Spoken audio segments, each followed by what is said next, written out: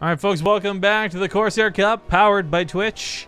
We are getting into game number 1 of the very first semifinals. But again, to put the audience at ease, we will be casting Snoot versus Alive after this. Both semifinals and, of course, the grand final. So 2 best of 3s, 1 best of 5. That's what's left on the menu. I hope you guys are hungry. In the bottom left, to kick off this one, though, we do have the Korean Terran coming overseas to play on Europe. It's KeeN. In the bottom right is the red Zerg. He is Nerchio. Now, Nerchio's had no problem knocking down Terrans lately. Yesterday, it looked a little bit scary. Him and Euthermal did really go back and forth. But that being said, this is an off-server match for KeeN, and Nerchio is so good at this matchup right now. Able to beat players like Beyond and many others. I don't imagine he's going to have too much trouble with KeeN. So, for me, I'm going to be really bold, and I'm going to call it 2-0 for Nerchio. Okay, I'll say a 2-1 for Nerchio. Got the faith in the KeeNs? Yeah, I have faith in Terran. No, I'm just kidding. Do you think, I've always wondered this. I would love to meet KeeN and ask him if he understands that there's like this gif of him that's been going around forever, like the clap.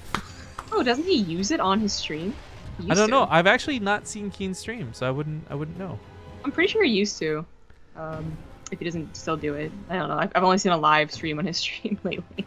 I mean, I've always wondered like how, because you know, meme culture is weird that is to describe. I don't know if it hits the Korean scene the same way it does for the foreign fans. So things like the Tasia clap and other things that are like iconic through StarCraft history wasn't even a big deal to these guys. Yeah, no, I think KeeN's always been a little bit different than other Koreans. It's kind of weird because I've had to remind myself about this because for the last 2 years, I want to say, we've only known him as the other Korean Terran, which sounds kind of mean, but there's a bunch of Korean Terrans that were playing in our tournaments, and then Byeon came in and kind of like made them all, you know, go in shame, and then we're here right now where you guys recognize KeeN Alive, but you think Byeon and Innovation are awesome, and isn't KeeN just kind of like another guy? KeeN used to be like a really entertaining streamer. He used to be one of like the more wild guys, I guess, that would try and speak English to his fans and would like kind of use those funny images about himself, acknowledge like his humor, I guess. Like it's so weird that now it's kind of reduced down to, yeah, KeeN, that Terran guy, right? When I think before it used to be not like Dragon, right? Like not that bad, but maybe like more like Top. Top also does some weird stuff on his stream. Oh, you mean he's on 60-90 shares? Yeah, exactly. Top's another name I haven't thought of in a while, too. Anyway. That's a brief glimpse into KeeN's life, I guess. Cause, he did have that brief resurgence. I mean, I seem to be the only one who seems to remember it, but like his G-Star win, or not G-Star, Gfinity win was pretty nice, and he had a really great run over there. Gfinity, I know who even show of hands in chat. Type F in chat. Pay your respects, and if you remember Gfinity. Pretty sure their peak viewership was lower than viewership we have right now. Their peak viewership was like, yeah, it. You got to consider the people that had involved with that project too, or not.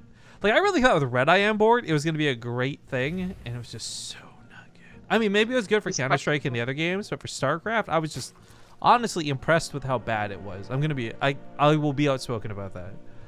Huh, well, it's dead and gone, so it might as well. Don't speak ill of the dead is what they say. Not when it comes to games. Yeah, I guess it's interesting because there's a lot of there's not many people who have our perspective, our unique point of view when it comes to like running events and stuff. And I always look at it, I'm just thinking like, man, I could have done so much more with that same amount of money. It could have been so much better and so much more cost efficient. Too bad. There wasn't much else to talk about in this game because we didn't have a 2-1-1, we didn't have a Hellbat attack. I mean, it's kind of looking really normal here. Actually, something I do want to talk about while we wait for this to pick up is the current monthly top finalists, as you used to say. So right now, the people who are like guaranteed in the top 8 are Nerchio, who's actually got the most points, regardless of how he does today. Neeb got 10, even though he didn't play any of the weeklies. He did win last month's monthly finals, or last season's finals. Showtime, Mana, Bly, and then Alive, KeeN, and Snoot are all kind of like tied up right now. We'll see what it looks like after the cup today. But those are roughly the 8 players we'll see come back for the monthly finals. And for those who don't know about the seasonal finals, it's a $400 prize pool, not the $100 that we have week to week. And that's made possible thanks to that power up by Twitch. Cool. It is cool, actually. I'm glad to see that there's paralysis in there already. Yeah, Showtime and Mana both is actually really awesome to see. I'm really not sure what KeeN's build was targeted towards, to be honest. Some kind of paranoid, even. These 2 Widowmines didn't do anything. Yeah, I wouldn't actually. Maybe not paranoid in the way I was thinking, but I wouldn't be surprised if he was a little bit scared coming against Nerchio. Nerchio has reached that status of foreigner alongside like Major and others, where no matter how bad they ever get with their playstyles, they are going to be revered by the Koreans. Mm-hmm. I mean, Nerchio's been doing a lot of the fast Roach Warren rushes, too. Well, not a lot, but, like, enough to be scared of it. If it's gone past the midpoint and he's gone Roaches, you're usually A-okay, thinking he's not going to attack you. Unless you mess up and he counterattacks. But certainly for the early game, you might be a little bit paranoid against this guy. The Infestor's on the way out, Roach speed's kicking in, and KeeN is... I mean, he only has Stim, you know? This just looks so weird. It's like a 2-1-1, except it's a minute and a half later. And it's like it got 2 Widowmines with it. Walks into his own Corsair Gear there a little bit. Some of the Roaches, bit unfortunate. But Yeah, they got Infestors on the way, and Nerchio's about to hit the sweet spot. That is his ZvT. As he moves on towards Hive, it's very clear watching him play that Ultras are still like the ultimate end game. But I love watching him play with the Corsair Gears and the Infestor combos. I think they're too good, and in some cases do look unstoppable. It's broken. Yeah, it looks good. KeeN is holding strong with his army supply. He just really wasn't all here at once. So now here comes what looks to be a much better push. He has Widowmines, which looks super weird. This is like a tactic he uses against more like Protoss than a Roach player here. Like, this is... He's not even loading them. Does he know he has them in the middle? There we go. Now he's unloading them. So if Nerchio retreats, he's going to retreat to 4 Widowmines.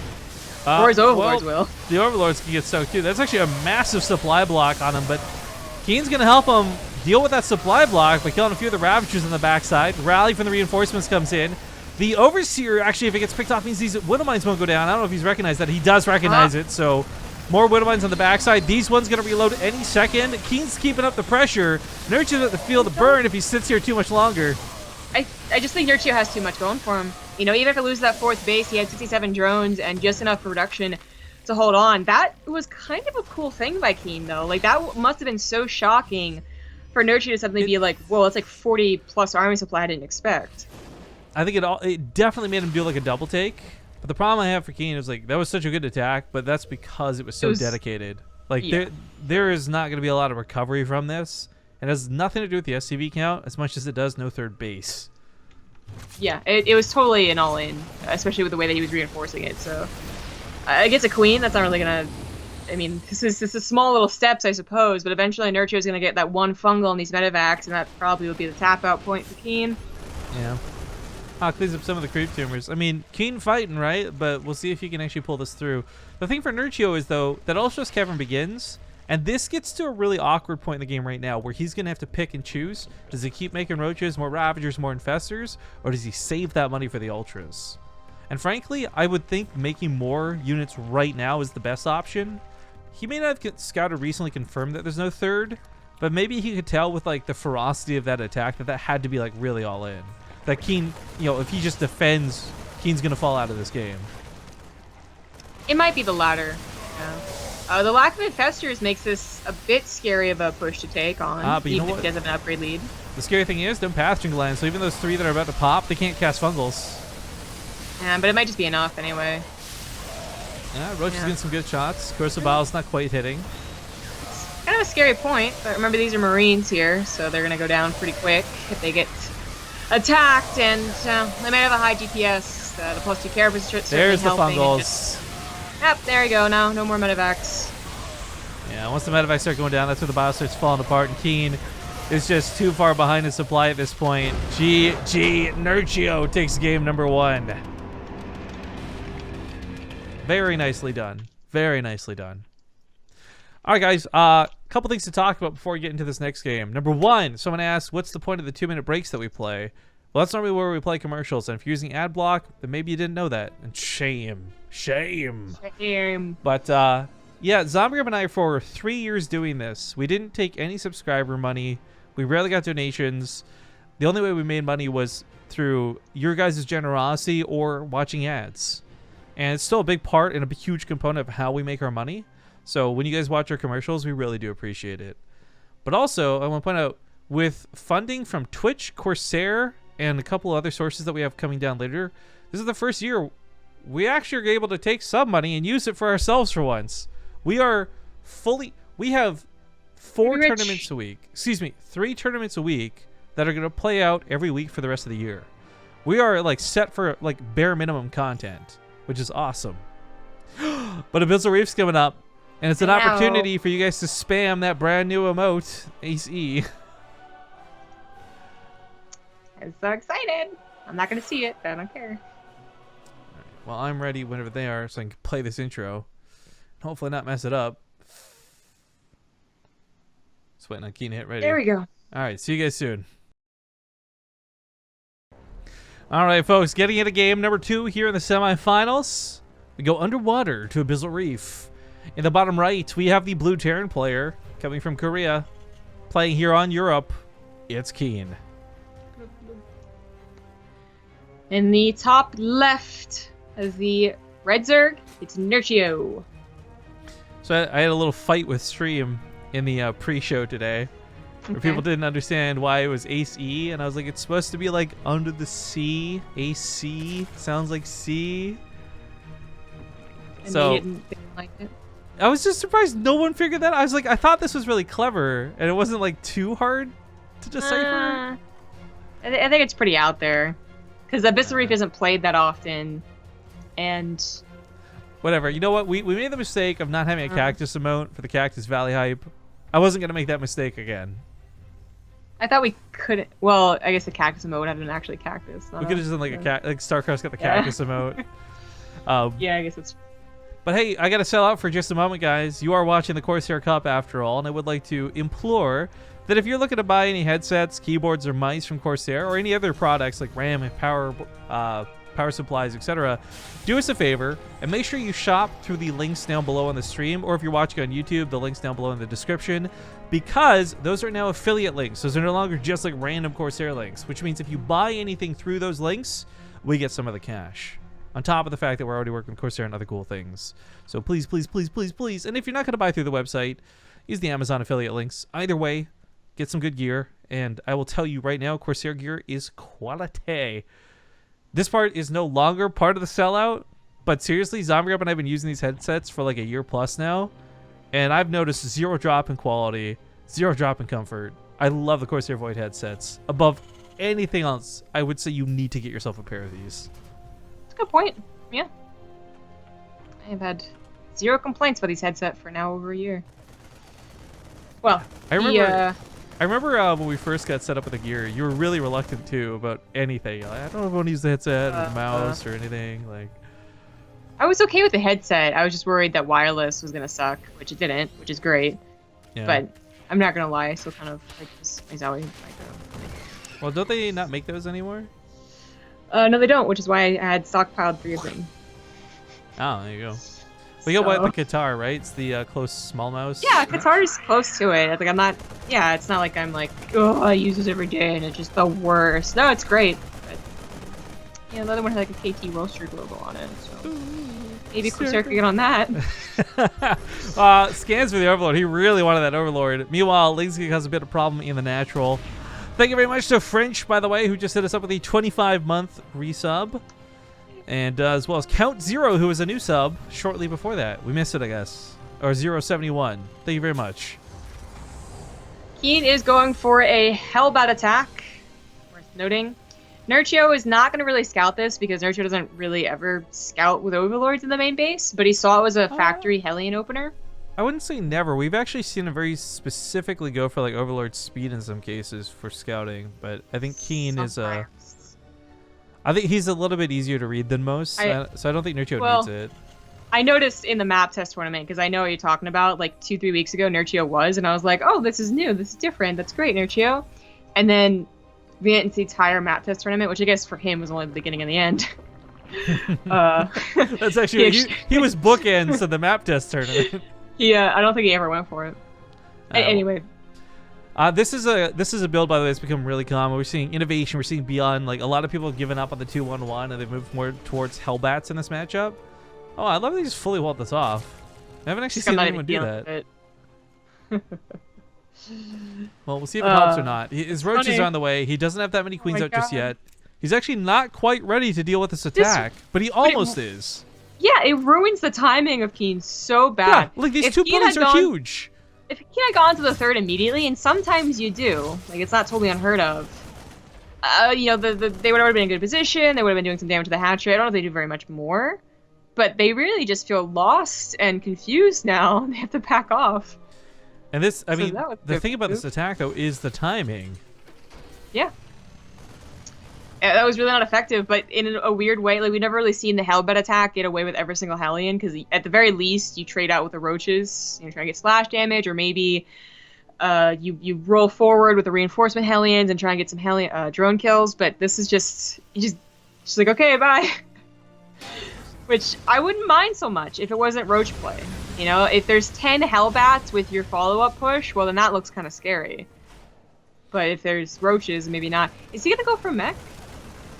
I'm really curious about that too, because he is delaying Stim for a long time. I mean, you can get away with Cyclones and Liberators and still play Bio. We've seen players do it, but the longer you delay Stim, the less likely it's going to be that we see Bio come out of this.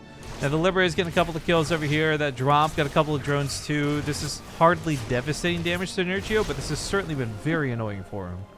I don't think he thought the Liberator was going to do so much damage. Yeah. Grand total of 8 workers killed.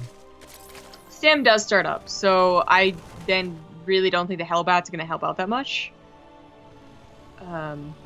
If he uses them as Hellbats, I don't know. Like, it's going to be the weirdest looking attack here, man. If Nerchio doesn't scout in KeeN's main base and sees this attack, I don't know. As a Zerg player, I'd be like, oh, he's going mech.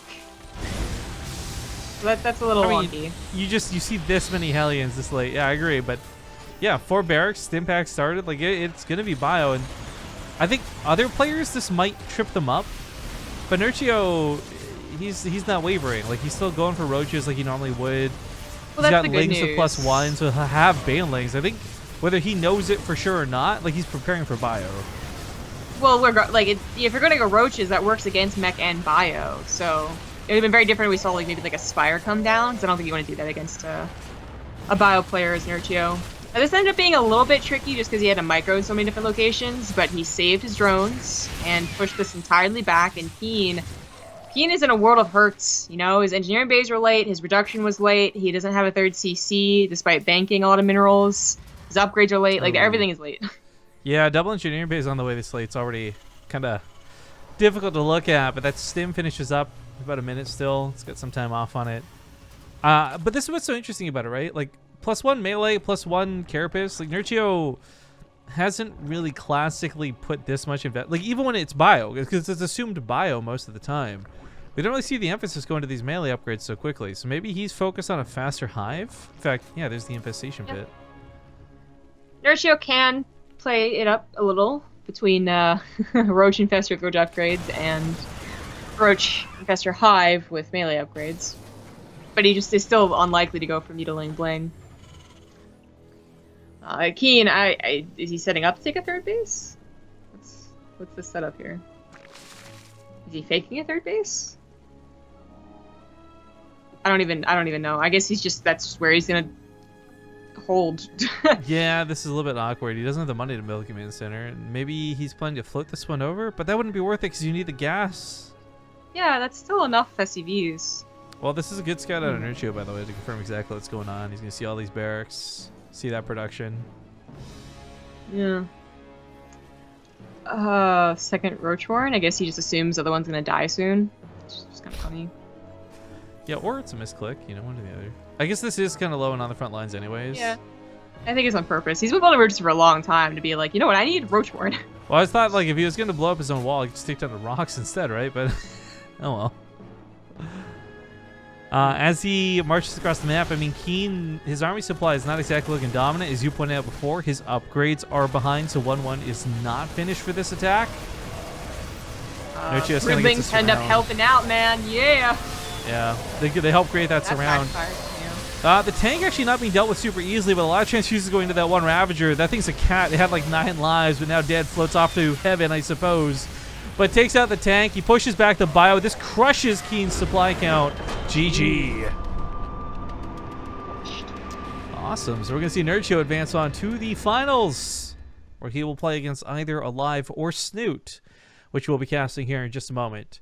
It is worth noting, though, the Corsair Cup does pay out to the 4th place for each of these weeklies, so KeeN does get out today with, I think it was like $10 for 4th place. Yep. But that's going to set up now for the next series, guys, so sit tight, and we'll see you in 2 minutes for game number 1 of Snoot versus Alive.